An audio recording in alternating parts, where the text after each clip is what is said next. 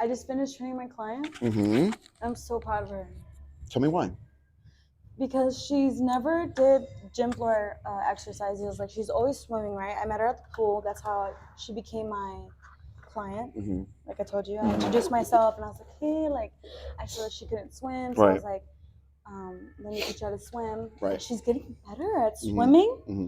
And she pushed herself today on the gym floor. It made me so proud because honestly, she has a bad knee. Yeah. And I get it, like she has knee pain, but I could tell it wasn't that severe that she can do workouts, you know? Oh, okay. So I kind of motivated her and that made me feel proud, like, you know? Yeah, you did come in here and I was like, well, stop. I don't want to hear anymore. Let's just start the camera. And that's pretty much, we picked up from Has there. there ever been a time where you felt proud about your clients? Definitely. I think that without that feeling, I don't think I'd be in this industry. Kind of sometimes I remember the first time, not the first time I felt it, but I remember there was a time where it was like a feeling, man, why am I doing this even? What's the point? And then somebody said something like that, like, Jacob, I'm so happy, or etc., or like, I've got great results, thank you. And then it drove me to continue. It's a special thing to be a coach. It really is. It feels great. It feels great. Honestly, people see it like that we're just telling them what to do or like telling them like whatever. But honestly, like I took my time to like plan out our swimming session. The gym floor is based off experience, but like next week I'm gonna plan it out because I really want to make this work. Like I want them to use their money and make it good. So like use it right, you know, like they're gonna get results, and that's what I'm here for, like to show them the results. Yeah, that's awesome. Yeah, I really like that attitude a lot. In the end, that is the magic to growing a successful client business, is caring about the results, you know, and caring about your results is a good place to start, because if you're not passionate about your results, it's very difficult to care about other people's.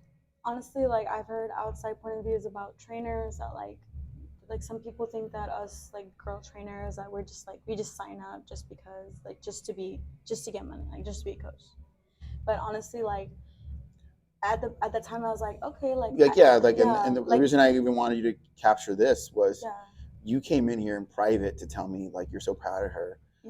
Like, and it was my idea to record you. It was like, this is, for me, it was a moment to be like, and yeah, we could have only done that because we've been recording, you know, normally, because it's like, okay, we're getting used to it, right? But yeah, I saw you come in and I was like, that's exactly what a trainer should feel, is that pride and like that goodness. So I was really happy to see you in that state. I love being in that state. It gives me motivation too to like do more, to crave more clients, like to help them in the long run. Perfect. Yeah. How are you liking? How'd you like today's workout? I know we did. I think we didn't go super heavy, but I was trying to watch my lower back, just because. You know, I'm trying. Like, it's a little tight. Since last week we didn't really go that heavy, and now we're going like more heavy. Well, I hit 335 on the hip thrust. Yeah, but nothing too heavy. Just like I usually just do just good weight. Good weight, yeah, honestly. But we're getting there. Did your glutes feel it? My glutes, yeah, they felt it. Like later in the day. It's funny. They sometimes hurt. Like the glutes are funny because they kind of hurt. They're like sore hurt. But it feels good. Yeah, they feel good, but they're also like hurt. You know what I mean? Like, it's like, because we use them to stand up. The glutes are kind of contracted. Yeah. So when they're sore, it's almost like painful, no? A little bit, yeah. Yeah, I feel you. For me, it's sometimes they hurt. Like, not like, oh, I'm going to cry hurt. More like that soreness, but it feels good. Yeah. It's like, I feel like I just want them to get thicker and bigger. That way it can handle more. Yeah. Why is that funny? I just pictured you with like thicker and bigger. It is funny. Yeah. So honestly, remember the first money, second money? Tell me a little bit about that. Okay, so for example, like Clarissa, right? So she told me she found another job, so that means she has, you know, like more money. But I'm not trying to like take her money. But I'm saying, like, since you see my work now and how I helped you and you progressed, you can do one more month. I'm not trying to push her like to do 3, but that's what second money is. Yeah. It's easier. Well, yeah, because they were already in a process. But she was talking about how like she liked it, and she was thinking about doing another month. So I was kind of convincing her, you know. Yeah, I like that. So I was like, that's the experience of first money. Do you feel like she'll sign up with you for another month? Maybe, yeah. Yeah. Yeah. I'm like, honestly, I can get her the results she wants. Gym floor and swimming, like that's double. That's what? That's like double progress. Yeah, I know you're very passionate about the swimming. We were talking about that very, yesterday. Very passionate. Yeah. You are pretty passionate about the swimming. I am. So here we are. You know, I met you 2 years ago. 2 years ago, yeah. Something like that. 2020. One. Was it 2021? I didn't meet you in 2020. No, I was like, yeah. Wasn't it during the pandemic? Yeah. Or wait, was Neon? I met Neon. So he had to exist before you, right? Yeah. And then I met him late 2020. But honestly, I'm really impressed by myself. Like little, like 17-year-old me, 16. I don't know. Yeah. I think it was 16. Well, you matured a little bit since then. Yeah, but like now that like I actually presented myself, and like now that I'm here now, knowing that I sold myself, like that's a sale. Yeah. Like to think about it, that's like damn, you know. Yeah. To be honest, like I low key did that because I didn't want to make a resume. You're crazy. But I was like, I want to present myself. I feel like it was better anyway. You're crazy. I really wanted that job. I was like, I'm gonna get it. We started out with a swimming instructor, and then you went to kids camp. So you've been slowly kind of like on the sides, like barely, and then kind of coming in. But that was my experiment. Well, it definitely was, yeah. Yeah. The kids. Oh, it's different working with kids than adults, right? It's the same thing. Yeah, you think so? They don't listen. For real. It's the same thing, honestly. What I was gonna ask you is, you know, since like for me, bodybuilding, weight training is, you know, I've been doing it for a minute, so I'd say, you know, I'm still quite passionate about it. Very. Yeah. You swimming back then, now more passionate, same, lost passion. Yeah, it sometimes comes and goes. Like, where are you at with it? It's the same passion, but in a different perspective. You get me? So like before, my passion was to do more cardio in it, and I have been, but like not as much. But my passion is like more into like helping people in that area. So I already like know what to do and like how to lose the body fat and swimming. So like my passion is like a different perspective on like helping them. So it's the same passion, but like different ways. You get me? So, but you swimming. Yeah. Are you still as passionate for you? Yeah. Or because you don't swim as much? No, not as much. But honestly, it's just my scheduling. But if I can, yeah. Yeah. Okay. Cool. Yeah, I'm still passionate about it. Cool. Today I was writing an email. How about boxing? What about it? You're boxing. You used to do boxing, no? No, I used to hit the bag, but I was never like hardcore into it. You told me you're a boxing trainer. Like you used to I never did that. Never told you that. You used to train boxing, like teach people? No, I don't think so. I don't think I would have told you that. I just know you would do boxing, something like that. I would have hit. Oh, Neon was the boxing. Remember Neon? Yeah, Neon was like hardcore into. Logan. Okay, awesome. Yeah, he was hardcore into that for a while. Don't you remember? Oh, I remember. He was. That's how he entered this. He was teaching that. That's crazy. Yeah, it's funny that like the more advanced you get in this field, or in the let's say bodybuilding, right? Let's just start with that simple idea because it's more in this field. It's broad.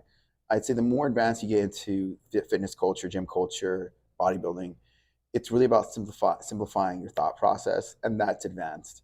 So in other words, progressive overload is something that I've known about since I started, but it wasn't called, maybe we didn't call it progressive overload, but that's generally what I intuitively got into, is like just go a little heavier every time, a little heavier, right? Or just slow it, like it was intuitive. And yet here we are these years later, and that's what matters. It's progressive overload. And I do that with my clients. Yeah, and then progressive overload, and then it's just like, don't eat too many carbs, but have the right amount of carbs. In other words, that can mean anything to anyone, right? But it's an essential pillar of fitness. Like, you eat too many carbs, you're gonna get overweight. Like, you can't be going crazy on the carbs. And how do you feel like knowing that your clients are like not eating right, and you tell them like, hey, like you need to be eating that, like you cut out the carbs? I have a client that eats everything right, and she has her own person that cooks for her and stuff like that. And so I think when I've seen that like that's the best level that you're gonna ever get. And then you're gonna feel great, like we can actually that's rare. That's very rare. And then there's people that then there's people that are also at really good levels but they've put together their diet over the course of years and they know what works for them. And that's also a nice sophisticated way because they're kind of learning with their body. And I think that if someone at least gets to that level where they say like, this works for me, this bread works for me, this rice works for me. That's discipline. Yeah, or low carb works for me, or they're going through a process of some sort. Ultimately, yeah, the finest level of dieting is you understand your macros, carbs, and fats. You understand how many calories you're taking in a day. You're learning your burn rate and stuff like that. That's ideal, but few people. Generally, if somebody's going to talk to you like that and be like, yeah, like that's how I roll, that's already another cut above. Like that's the cut above. Mm-hmm. That's generally where people are going to struggle to be like accountable of their calories.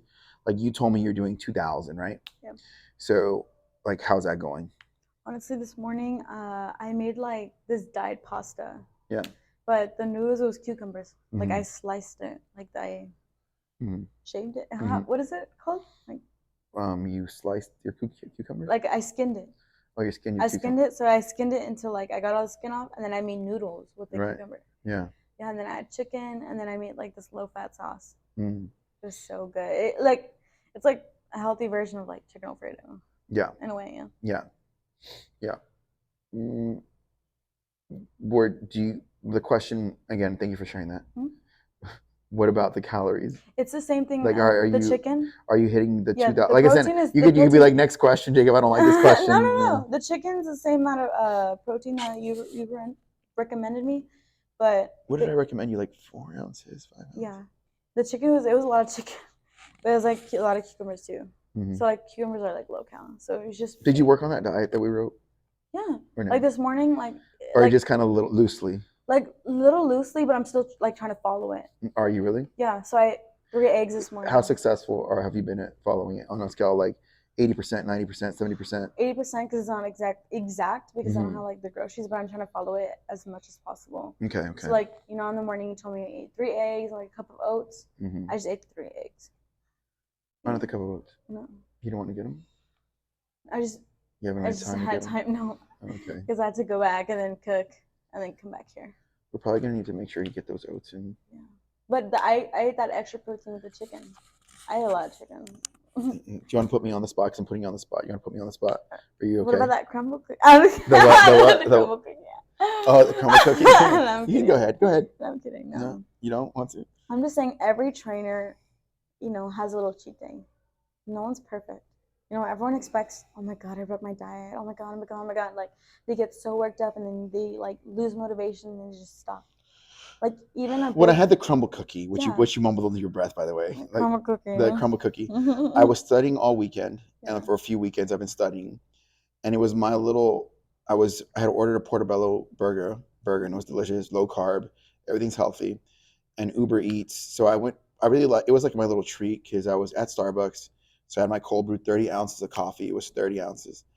And so then there I was. I ordered, and I was like, you know what? Let me order. Instead of taking a break for my studying, I'm going to have Uber delivered to me at Starbucks. So it was my very like extra, so I ordered the Uber Eats, and then Uber was like, hey, you want to try some crumble cookies for $13?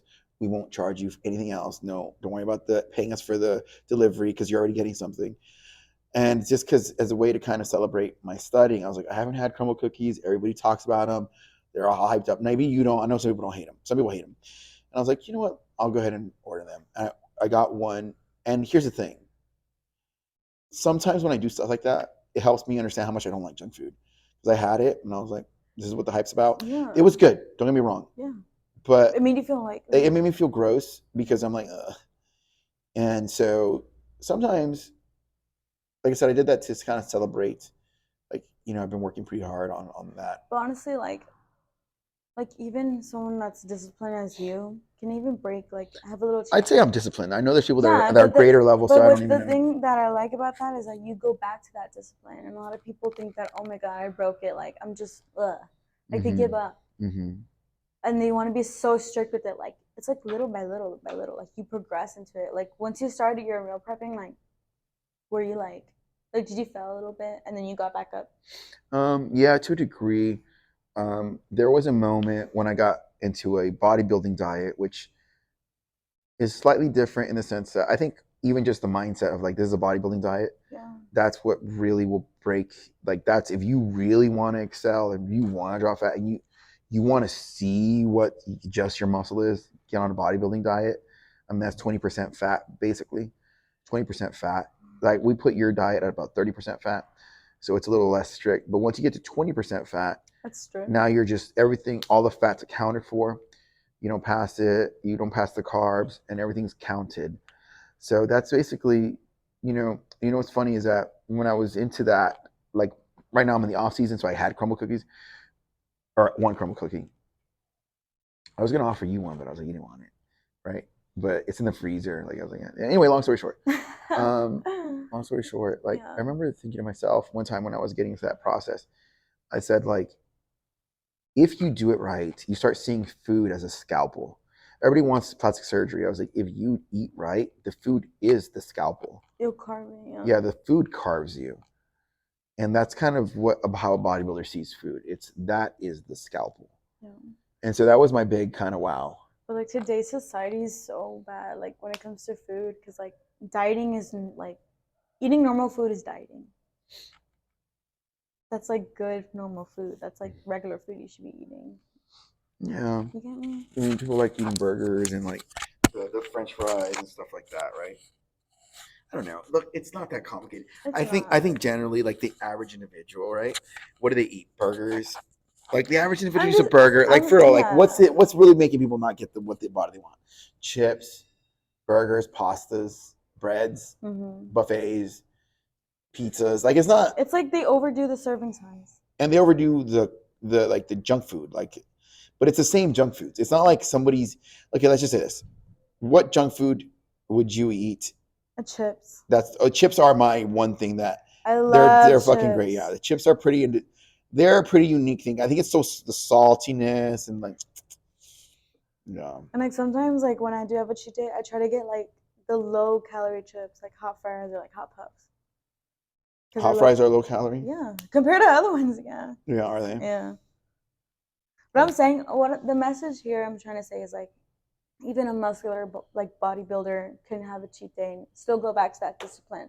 Yeah, you want to be. I think even be careful with the word cheat day. I'd say a cheat meal or two. A cheat meal, yeah. A cheat meal or two is plenty. That's what I mean. I don't once mean you start saying the word day, yeah, it just goes all day. You can start. Yeah. Yeah. Let me rephrase that. Cheat meal. Or I cheat on the weekends. That's like, dude, that's fucking 2 to 3 days. You know what I meant, but like I didn't word it right. No, that's fine. Yeah, but yeah, cheat meal. I would say there's a difference. That's like, don't give up. If you have a cheat meal, like don't like starve yourself the next day. Yeah, people do that. I used to do that. Like coming from my experience, like I see other people do it too, and I'm like, you don't have to. Like it's, like you don't have to be super strict right away because you're gonna get dismotivated. Most people can't handle strict right away, and it's probably not.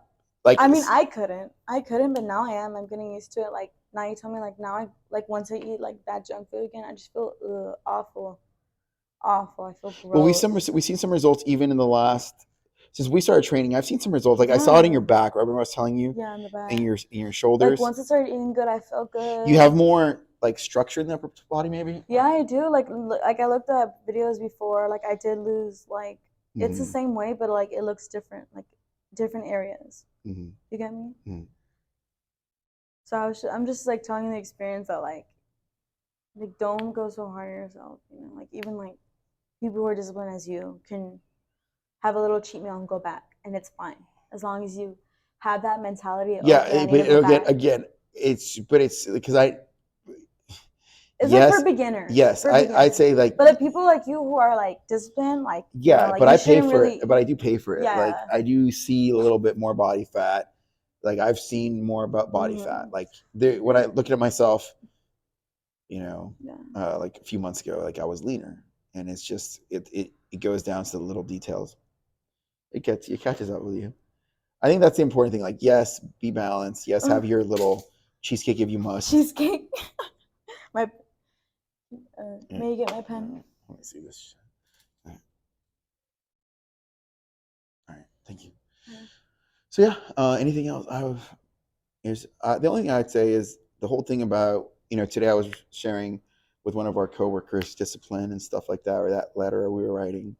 And, it's interesting that I already want to get back into a strict diet. Yeah. And I think that what's really cool is like one thing I was working with, like once you get into dieting and like how good it makes you look and how focused it makes you feel, that can become the cheating.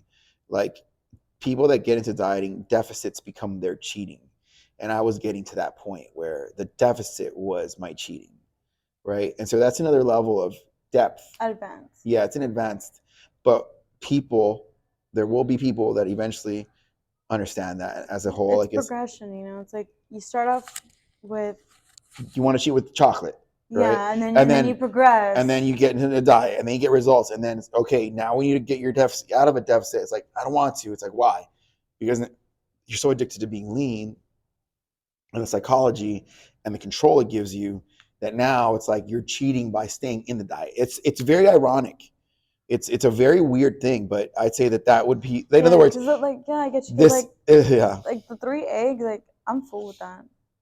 Like I'm full, like, and like I did, that breakfast I had it before, like the 3 eggs, the oats, and like I just felt like full, full, like like 3 eggs are fine. Yeah, I'm gonna have overnight oats tomorrow. Or sometimes it's just tomorrow we're doing arms. Biceps, triceps. Yeah, and I want to get shoulders in too because it's difficult to get shoulders in like without. I didn't want to throw all 3 in tomorrow. Do it. Yeah. Yeah. No. You got it. Yeah. Good job, partner. Yeah. I'll see you tomorrow. Yeah. I guess bye. Yeah. Whatever. You better be there. You better be there early. 7:30. 7:40 the latest. Okay. Should we do 7:30 the latest? Because I don't know, maybe that 7:40 is making it where psychologically it's like 8. Right? Maybe we should do 7:30 the latest, if not. Tomorrow. Or like 7 latest and then 7:30. You spent all that money that you have to have money ready for me to get me my coffee. You know? Okay. Sure. Okay. Bueno. Any closing thoughts? Honestly, no. I feel like we said it all. We show some passion with our clients to let people know that we're just not there just to take their money. Like we like feeling good, like knowing that we help people. Just a reminder about that discipline, letting people know that even people who are disciplined as you can like slack up a bit but go back to that, and it's all about like progressing. So I feel like this is good. I think in closing I'd say that we're learn to